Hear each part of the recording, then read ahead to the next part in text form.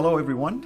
I'd like to welcome you to another episode of our Apologetic series on Sira International. I am your host, Fadi, and we are going to start a brand new series dealing with various Islamic apologetics, including things related even to some of the scientific miracles of the Quran, as well as many of the other traditional arguments that our Muslim friends usually bring to the table. Some of those arguments could be good arguments worthy of responding to, but some are even very silly.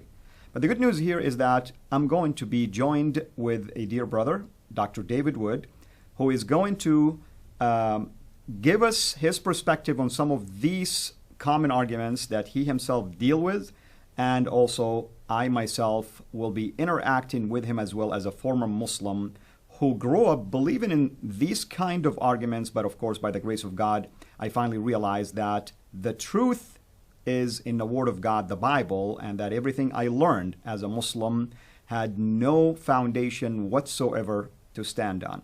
Dr. David, thank you for your willingness to join us, and welcome to the show. Good to be here. Thank you. Yeah, it's really amazing the situation we have with Muslim arguments, because there are only a handful of religions out there that say, here's how you can know that this religion is true, right? Atheists lots of times say, oh, there's so many religions, how do you know that one is the truth? How do you know that Christianity is the truth, or Islam is the truth, or something like that? There's so many different religions out there. And while there are a lot of different religions out there, there are only a handful that actually say, here's how you can know that this is true.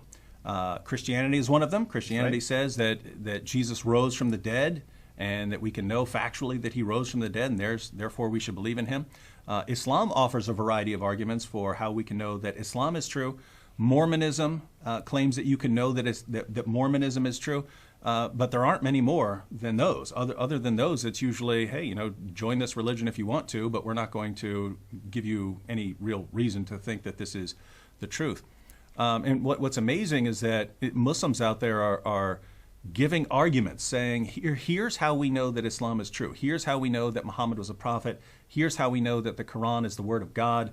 And as soon as we start responding, other people start saying, why are you criticizing Islam? Why are you criticizing Muhammad? Why are you criticizing the Quran? And that's just amazing. I mean, when you put an argument out there and say, here's my argument to show that my belief is true, you're opening the door for criticism, right? I mean, if you're Absolutely. saying, yeah. And unusually, Muslims actually open the door for responding back as well. If you make an argument, then you're allowing me basically to correspond with you and present my side of the story about that particular argument. Now, we understand there's always two sides to everything. However, facts have to be supported. Truth needs to be built upon a source or resources. When it comes to Islam, as you know, it's in my view, it's always emotional argument more so than factual argument.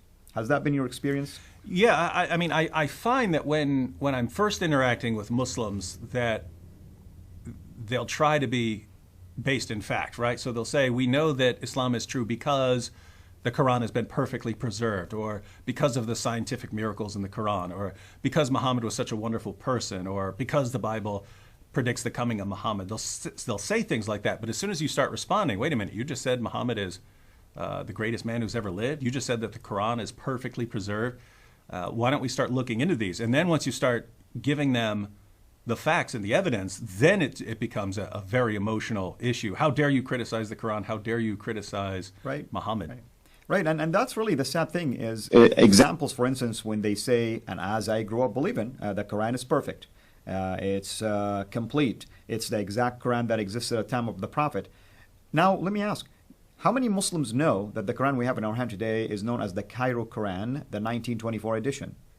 Probably not a whole lot of Muslims understand the significance of that. In other words, it was finally canonized in 1924. Why? We know for a fact that we have multiple manuscripts of the Quran that are missing portions of the Quran, and nobody knows who has the missing parts. How did we arrive to the missing parts? In other words, by memory? Well, it took hundreds of years until that part was completed. So these are the kind of silly arguments sometimes that you have to deal with. And one of the things that I think lots of people forget, because when we start responding to Muslim arguments, it's not just Muslims who will get upset if we start criticizing the Quran, even just by giving factual information about it.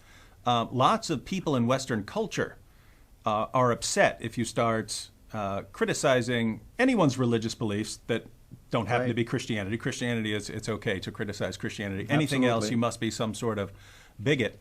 But I really think that those are the Westerners who don't want us criticizing Islam, who put Islam in this special category that you can't criticize it. I think those are the people who are really, at the end of the day, it seems like they're insulting Muslims, right? It's like true. They're saying Muslims aren't interested in truth. They're not capable of dealing with criticism and reasoning with it. Yeah, they're not capable of reasoning over these things. Therefore, you're evil for trying to get them to reason about these things and trying to get them to defend their arguments or abandon their arguments. And that assumes that Muslims aren't, that there are no Muslims who are really interested in the truth. And that's false. There are Muslims out there who grow up, you're one of them, who grow up believing in Islam because they've been told all their lives that this is true and this is where the evidence lies. But once they see that those arguments aren't very good, they will go wherever the evidence points. And so if you're saying don't ever give them that evidence, don't ever give them their reasons to realize that what they've been taught all their lives is false, then it's almost like you're saying, look, Muslims have been told lies all their lives about the Quran, about Muhammad, but don't give them the truth. Let them stay that way. Let them stay in a state of deception. And how much more contempt could you have for a group of people to say, don't give these people the truth? And it's sad because, especially when it comes from Christians who are commanded to share the truth and share it in love, we understand, of course, that that's the mode that we have to always follow, but we still have to share the truth. Even our Lord told the Pharisees, search the books. I mean, these are the Pharisees, the religious authorities, and Jesus says, you're not reading the Bible correctly. Why don't you go and search it to see that it testifies about me? If he's telling the religious authorities this, how much so we need to tell the normal Muslim who's really relying on these hypocrite religious authorities that tell him you should think this way and act this way, and yet they're the one who is banking basically on account of these basically innocent people sometimes, that they just want to do whatever it takes to please the God of Islam. And you're absolutely right. When I was searching for the truth, my intent initially was to convert people to Islam, but the more I heard pushback on my silly arguments, I began to realize that there's something missing here. Why was I told this, but I cannot back it up with facts anymore? Why are they telling me this and they can back it up? And that led, of course, into my journey towards finding Christ. Now, let's give the audience a glimpse of what we are going to cover, hopefully, during this series. Well, you can divide these up a couple of different ways. You can divide them into Quranic arguments and non-Quranic arguments. And what I mean there is arguments that were actually found in the Quran.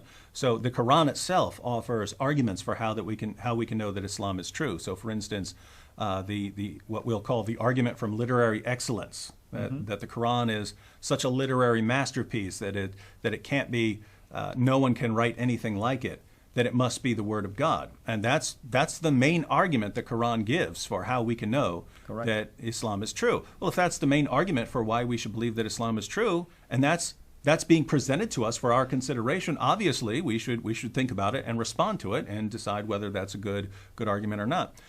There's what we might call the argument from biblical prophecy, that the Quran says that we can go to the Bible to find prophecies about Muhammad. So the Quran is saying, if you want to know that Muhammad is a prophet, go to the Bible. The Bible talks about Muhammad. So there are arguments like that come from the Quran itself. The Quran is saying, this is how you can know that it's true.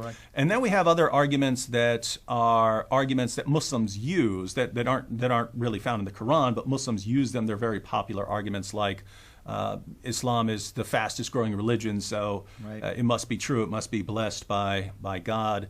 The Quran is full of scientific miracles, so that's based on the Quran, but they're making a sort of modern scientific argument for the truth of Islam. So we have, these are the kinds of arguments that we have, and lots of times there are lots of different versions. So even with an argument like you find Muhammad in the Bible, well, Muslims will go to different passages of the Bible to show that Muhammad was a prophet, and fortunately, over the 14th century since Islam started, Muslims have their favorite and best passages that they use to show that Muhammad is mentioned in the Bible. So we can actually look at those and say, okay, is this really talking about Muhammad? But all of this is being put forward for our consideration. And so, I mean, obviously, if we really, really love Muslims, we would want to get involved in this kind of dialogue. And this, even for practical purposes, right? It's much better if Muslims are trying to show that their religion is true by discussions and dialogues and debates than by blowing things up. So, I mean, it's great if we can get involved, if we can get the Muslim community involved in these kinds of discussions, rather than the emotional reactions which can lead to other things. And just from my personal experience, for Christians who are wondering, well, why don't you just preach the gospel? Why do you have to criticize Muslim arguments? I got involved in this sort of examinations of Muslim sources because my best friend in college was a Muslim, and he gave me all sorts of arguments. He tried to show that Islam is proven true by science and all these other things. And it was over, I guess, about 4 years or so that we went through the arguments for Christianity, the arguments for Islam. He eventually abandoned Islam.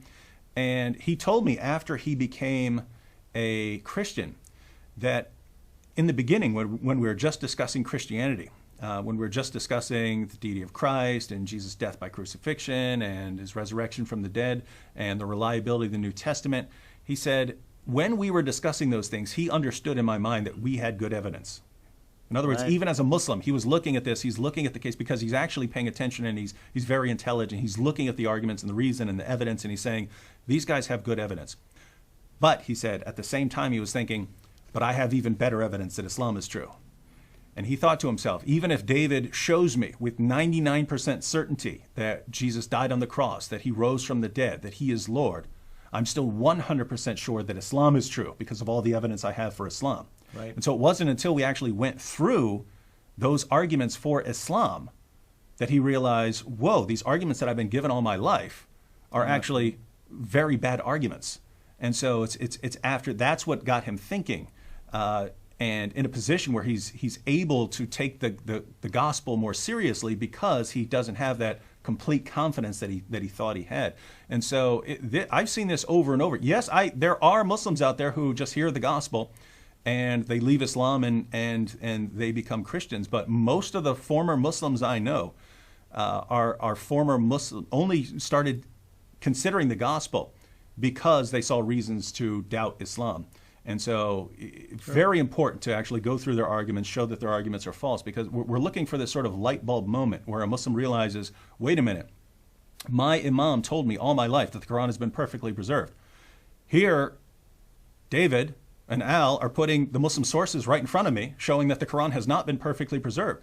I know my leader has read these sources. Exactly. Why is he telling me the opposite of what these sources say? Maybe I can't just mindlessly trust what my leaders say now. Maybe I have to look into this for myself. That's what we want. That's what we want. We want Muslims looking into this for themselves, studying for themselves, because that's when they're on the path to truth. And that's exactly what I wanted to mention, is that we do not just use emotional argument. We use resources to back up what we're saying. But most importantly, we use Islamic resources because we don't want the Muslim to think we're fabricating these arguments.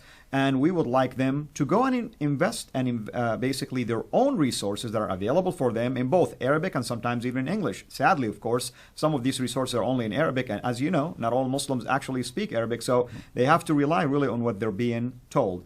And just to piggyback on what you just mentioned about your friend, can you mention his name? Yeah, Nabil Qureshi.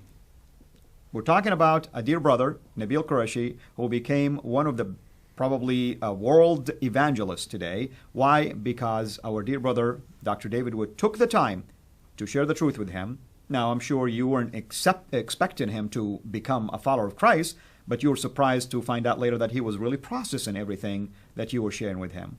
Only God changes the heart. And that's really our intent at the end of the day. We're not here to knock down Muslims. I would say this. My argument is with Islam, not with the Muslim people, because I feel sympathetic to them because they are victims of this ideology. They're imprisoned in this false reality, thinking that This has to be the truth. Why? Because I was told it is the truth. Not that because I processed the evidence and finally I am convinced that it's the truth. So that's our hope. And I would like to invite all of you to join us in this series as we begin to unpack and unfold all of those evidence against many of these arguments. Some of them, like I said, will be valid arguments. Other will be the most silly argument you'll ever come across. And one other thing, Dr. Wood, how can people get a hold of you? Where can they go to watch some of your teachings and so on and so forth? Of course, they know they can come to my site, sirainternational.com, which we will also have a link to our dear brother here. Well, the quickest way to find me would be to go on YouTube and type in David Wood, and they'll get to my page, Act 17 Apologetics. Or they can go to act17.net. It's my general website. And specifically for material dealing with Islam, answeringmuslims.org or .com, either one. Wonderful. Thank you so much for joining me. And I look forward really to unpacking all of these arguments in the coming days and months, hopefully. All right. Blessings to you, brother. Thank you so much. And once again, you can always watch not only this particular series, but all the previous series on our website, sirainternational.com, and also our YouTube channel, Sira International. Until we meet again, have a blessed day.